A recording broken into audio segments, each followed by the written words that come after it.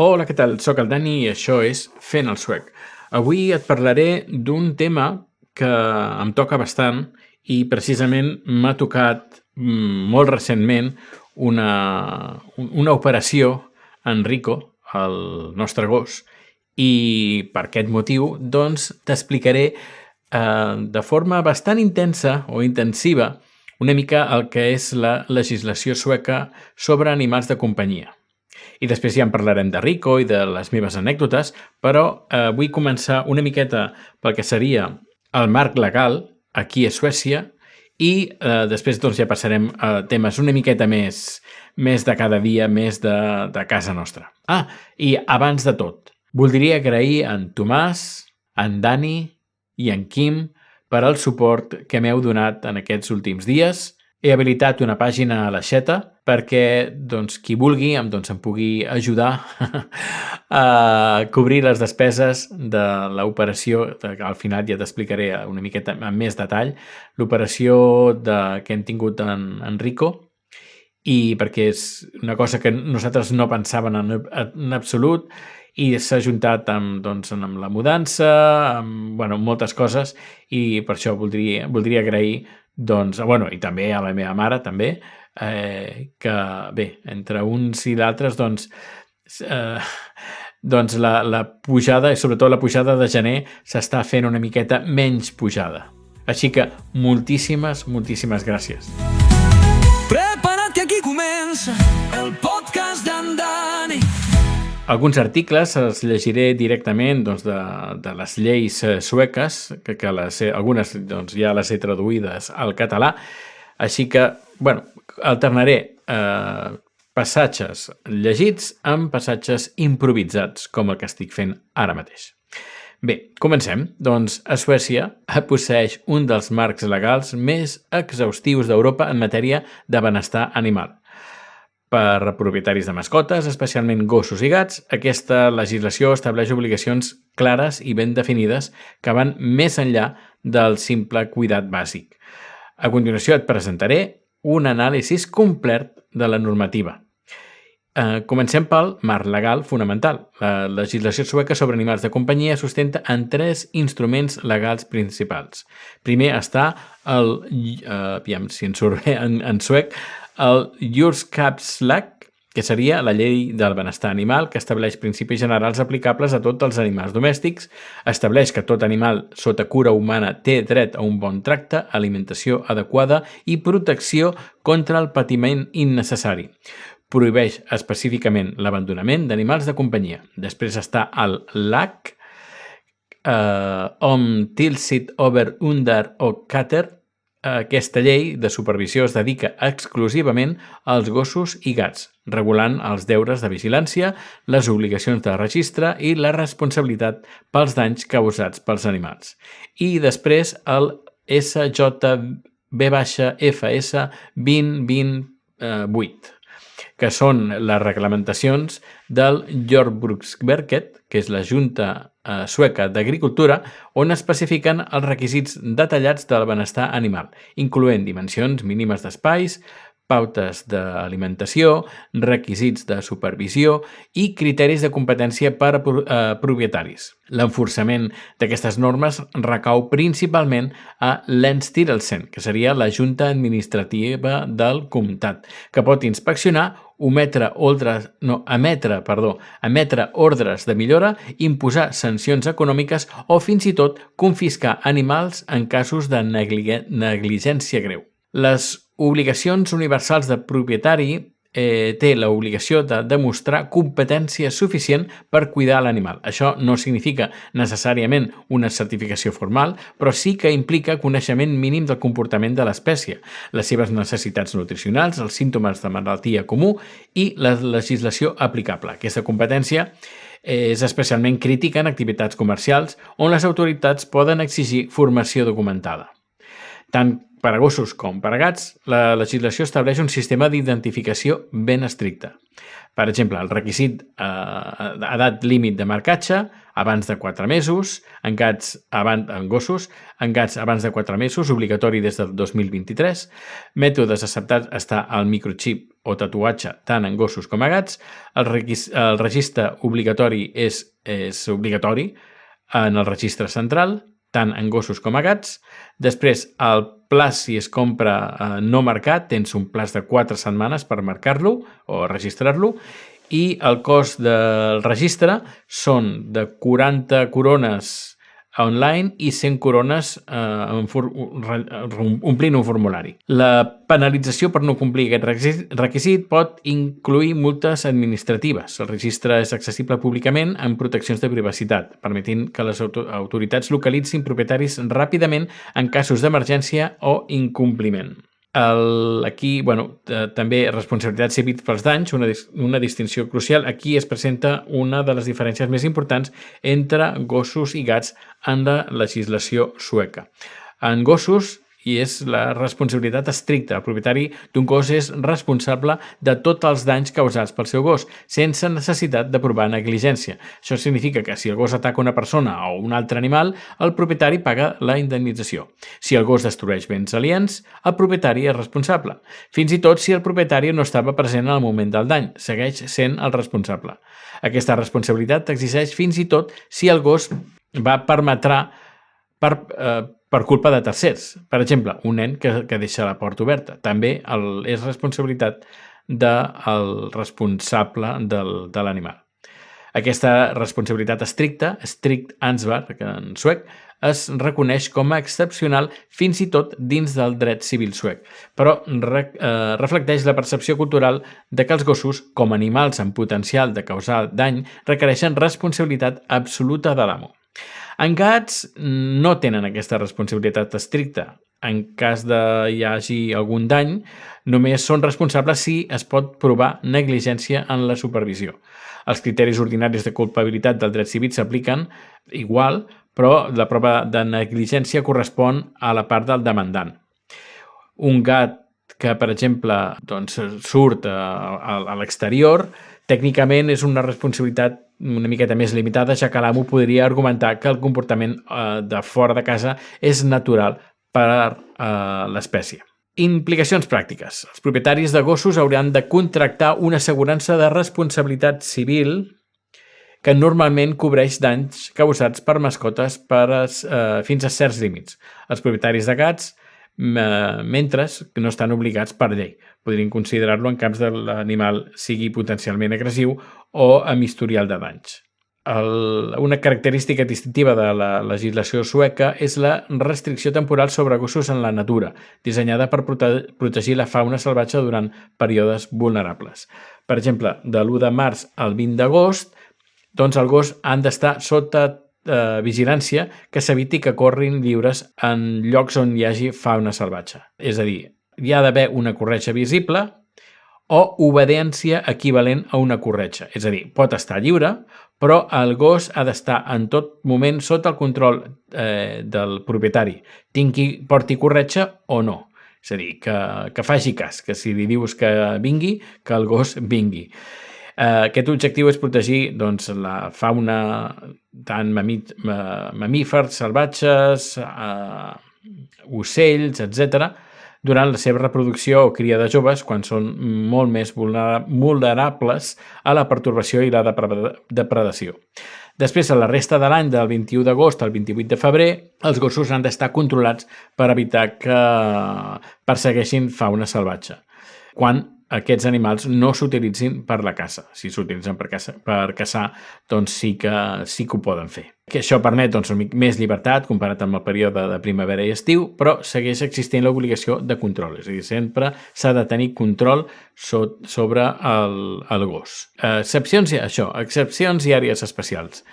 Reserves naturals, corretja obligatòria tot l'any. Àrees de rens, corretja obligatòria sempre, ja que els rens són extremadament sensibles a pertorbació. Parcs nacionals s'han de consultar les normes específiques de cada parc, alguns prohibeixen gossos completament. I també per municipis. Algunes municipalitats, com d'Estocolm, exigeixen corretja a tots els espais públics, excepte parcs designats per a gossos, que allà sí que els pots deixar lliures sense cap problema. Els propietaris que violin aquestes normes poden rebre sancions monetàries a Lænsstyrelsen. També la legislació prohibeix la lligatura contínua de gossos, és a dir, que sempre estiguin lligats a una cadena. Això està prohibit. Dins d'un edifici, els gossos no poden estar lligats permanentment. Lligar-los de forma temporal és permès només durant un temps necessari, ja sigui cures, com bany, neteja o manteniment del gos, però res més. A l'exterior, els gossos podrien estar lligats temporalment màxim 2 hores al dia. Aquesta lligadura ha de ser segura, sense risc de ferida, i còmoda, que el gos pugui bellugar-se sense cap problema. Les cries menors de 6 mesos, essencialment, no haurien d'estar mai lligades. Després, els collars de xoc i els collars de pua estan totalment prohibits. Les corretges elèctriques invisibles estan prohibides. Les visibles es permeten, però només en circumstàncies molt limitades. Parlem de supervisió. Ha d'haver una supervisió mínima de 2 vegades cada 24 hores per a gossos normals. Ha de ser més freqüent per a cries, malalts, ferides o animals en comportament anormal. Aquesta supervisió ha de ser prou aprofundida per detectar problemes de salut o comportament. Després, diàriament s'ha de sortir, s'ha d'estimular estimulació tant amb exercicis com a nivell mental, ha de ser diàriament amb una durada adaptada a l'edat i salut de l'animal. Per exemple, gossos que estiguin a dins de casa almenys cada 6 hores, aquesta és la recomanació oficial. I si els gossos tenen accés permanent al pati, necessiten una sortida diària a una altra localitat per exercici complet. Això, és a dir, encara que tinguis un pati i el gos estigui al pati, ha de sortir com a mínim una vegada al dia fora del pati. I després és essencial tenir que el gos tingui estimulació mental, jocs, cercar per olors, interacció, etc. Això d'interacció aquí a Suècia, els gossos, més aviat, els amos no és que li donguin molta interacció als pobres gossos i acaben una miqueta, alguns acaben una miqueta bojos. Anem sobre l'alimentació. El menjar ha de ser complet i balançat perquè mantingui una salut òptima. Després, accés constant a aigua fresca si l'animal està dins de l'interior. Animals que estiguin a l'exterior amb temperatures superiors a 0 graus, accés il·limitat a l'aigua, i animals que estiguin a l'exterior en temperatures inferiors a 0 graus, almenys 2 vegades al dia amb cura de l'aigua que no es geli immediatament. És a dir, cada 2 vegades al dia hem de canviar l'aigua i hem de procurar que l'aigua no es geli immediatament. Condicions de vida. Si mantenim és que aquí tinc outdoors. Els patis demanen una mida mínima especificada per alçada. Per exemple, un pati d'entre 7 i 20 metres quadrats seria l'equivalent entre 1 o 2 gossos depenent de la seva alçada. Això, com he dit, és el mínim. Ha d'haver ombra i refugi contra vent i pluja. El llit ha d'estar sec, net i tou. Sobre els gats, tenen la mateixa obligació que el registre que els gossos, microxip o tatuatge, abans de 4 mesos d'edat. El registre s'ha de fer abans dels 4 mesos, canvi de propietari i notificació dins de les 4 setmanes. També l'aplicació és igual en gats tant en interior com exterior. Després, si deixem el gat a l'exterior, la llei requereix supervisió suficient per evitar danys o molèsties significatives a tercers. No hi ha obligació legal de que el gat porti corretja. No hi ha restricció estacional equivalent a la dels gossos. Els gats lliures es consideren normal dins de les àrees rurals. Aquesta permissivitat reflecteix la realitat cultural sueca i la comprensió de que els gats són animals més autònoms. Sobre la castració i esterilització. La llei estableix que els propietaris han de prendre les precaucions necessàries per evitar reproducció incontrolada dels animals sota la seva cura. Per a gats que surtin a fora, això s'interpreta una recomanació ferma i quasi obligatòria de la castració. pels gats que surtin. L'edat mínima és de 4 mesos i l'edat òptima entre 5 i 6 mesos. Pels gats que surten a fora, la castració és essencial per evitar que es proliferin els gats salvatges, que es consideren una espècie invasora a Suècia. Els gats requereixen un entorn que satisfaci el contacte social diàriament amb humans, adaptat a la personalitat individual, tenir gratadors, estanteries, accés a zones temperades i càlides, especialment durant la nit, espais amagats com llocs elevats, tenir joguines. Per mitigar el seu comportament de caça, recomanen tenir joguines, per exemple. I en estimulació mental, jugar amb ells, recerca de menjar, variació ambiental. Pels gats que viuen a l'interior, la llei requereix un llit propi pel gat, dimensionat pel seu tamany i col·locat de forma que tingui certa privacitat. Després també tenim aquí si per exemple volem vendre gossos i gats, és a dir, que tenim gossos i gats per criar, hi ha uns límits. Per exemple, en tema de cria de gossos, només es poden tenir 3 vegades a l'any, igual que els gats. Venda de gossos i de gats també 3 vegades a l'any.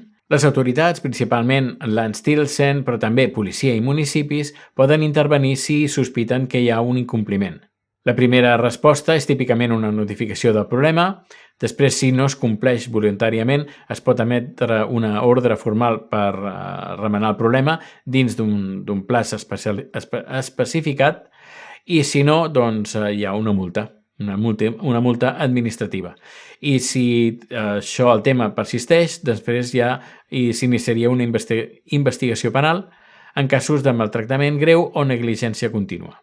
Les multes administratives van en principi segons la legislació general, però les sancions administratives es determinen cas per cas per l'Anstilsen, amb possibilitat de recurs. Per exemple, tenim presó fins a 1 any per violació de l'ordre d'execució sobre supervisió insuficient, és a dir, si no tenim cura del nostre gat o gos, podem tenir 1 any de presó per no complir la supervisió suficient, fins a 2 anys per maltractament animal i fins a 4 anys per maltractament d'animal molt greu. Es pot prohibir tenir animals, pot ser temporal, durant anys o permanent, sobretot a gent que incompleix greument les obligacions de supervisió. També tinc aquí violació d'un animal és punible en presó fins a 1 any. En tema de confiscació, l'animal pot ser confiscat per autoritats si posa en perill la seguretat o benestar. En casos de confiscació d'animal que sigui potencialment perillós o amb un historial de danys greus, podria ser sacrificat. Si un gos captura o ataca el bestiar o a rens, el propietari del bestiar o els rens pot capturar o matar el gos si és necessari per prevenir danys. El propietari del gos és responsable del cost de captura i la mort. I l'amo del bestiar i res ha de notificar a la policia el més aviat possible. Aquesta disposició reflecteix la prioritat de protegir l'agricultura. Responent a algunes preguntes que segurament et pots formular, per exemple, si no registro el meu gos a temps, quines són les conseqüències? Doncs les autoritats et poden multar, no és opcional, és un requisit legal clar amb dades ben marcades. 4 mesos d'edat o 4 setmanes si es compra que no estigui sense marcar. Puc deixar el meu gos sol a casa tot el dia mentre estic al treball? No. Els gossos necessiten una supervisió mínima de 2 vegades al dia i exercici almenys cada 6 hores. Deixar un gos sol més de 8 hores viola les normes i et pot caure una multa. És legal tenir 9 gossos sense permís? Sí, si són extensius. Un més jove, de 12 mesos, o activitat clarament no comercial. Però a partir de 10 gossos més grans de 12 mesos es necessita permís. El meu gat que surt a fora mossega el gat del veí, soc responsable. Els gats no tenen responsabilitat estricta, haurien de provar negligència vostra. Si el gat viu normalment a fora i té un comportament de caçador normal, la responsabilitat del veí és limitada. Puc utilitzar collars de xoc per entrenar el meu gos? No, estan totalment prohibits per llei. Els únics collars permesos són els que no causen incomoditat. Com sap l'autoritat si sóc negligent? Doncs principalment a través de denúncies dels veïns. Com he dit, aquí la legislació és bastant dura i, per exemple, un detall, quan l'última vegada que vaig anar amb Enrico a Catalunya per fer la neteja de les dents, sortint de l'aeroport, vaig sortir sense declarar. Vaig voler anar a la zona de declarar i em va dir no, surt. Però, en canvi, a la tornada del Prat a l'aeroport d'Arlanda, Estocolm, vaig intentar. Anava amb Enrico tot emocionat perquè ja l'he de portar no a cabina, sinó a bodega. Vaig intentar sortir per la porta de sempre i em van dir no, tu has d'anar per la porta de declarar. I allà sí que et supervisen el xip, que et supervisen també que estigui vacunat, cosa que quan vaig entrar per l'aeroport del Prat no van fer absolutament res. És a dir, vaig sortir per la porta com si res. També a l'hora de tornada li vaig haver de posar una vacuna especial per l'arribada a Suècia. Cosa que, per exemple, per arribar de Suècia a Espanya, només l'únic requisit així important és que porti la vacuna de la ràbia. Però a la tornada hi ha una vacuna especial. Tot i així, si vols portar el teu gos cap a Suècia, mira en el moment que ho vagis a fer quines vacunes es necessiten, perquè pot ser que això variï i canvin i afegeixin noves vacunes, perquè aquesta vacuna addicional, això no hi era fa uns anys. És a dir, això és una cosa nova. Per això és important que si vas a portar el teu gos o gat a Suècia, millor que t'informis una mica i preguntis quines vacunes especials s'han de posar. I aquest número especial l'he fet perquè el Rico, el nostre gos, el vam portar al veterinari perquè ja portava arrossegant gairebé un any molèsties a un ullal i cada 2 per 3 se l'infectava i al final li han hagut d'extirpar no només aquell ullal, sinó 2 dents més que estaven no en gaire bon estat.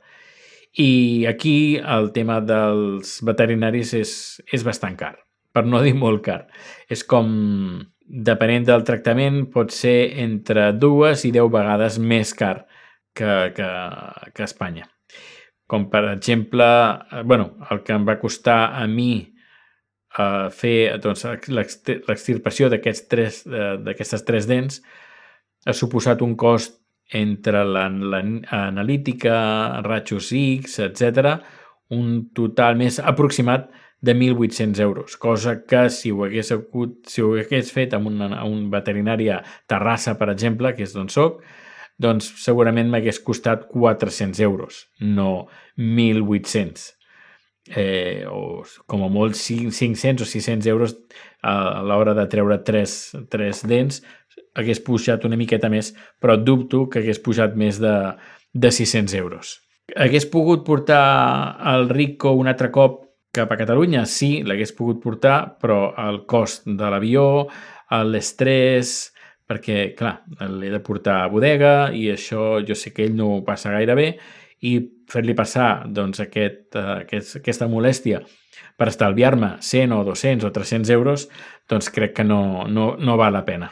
I abans d'acabar, si vols ajudar-me a cobrir una miqueta les despeses d'Enrico, com si vols donar suport en aquest podcast, doncs ho pots fer a l'aixeta. Posaré els enllaços a la nota d'aquest programa i també estic fent clauers personalitzats i si vols adquirir un, doncs ho pots fer a Ko-fi. Tens l'adreça també a les notes del programa. I fins aquí el capítol d'avui. Si tens alguna idea, algun suggeriment d'un tema que vols que tracti, fes-m'ho saber. Moltes gràcies pel teu temps i ens escoltem ben aviat. Adeu!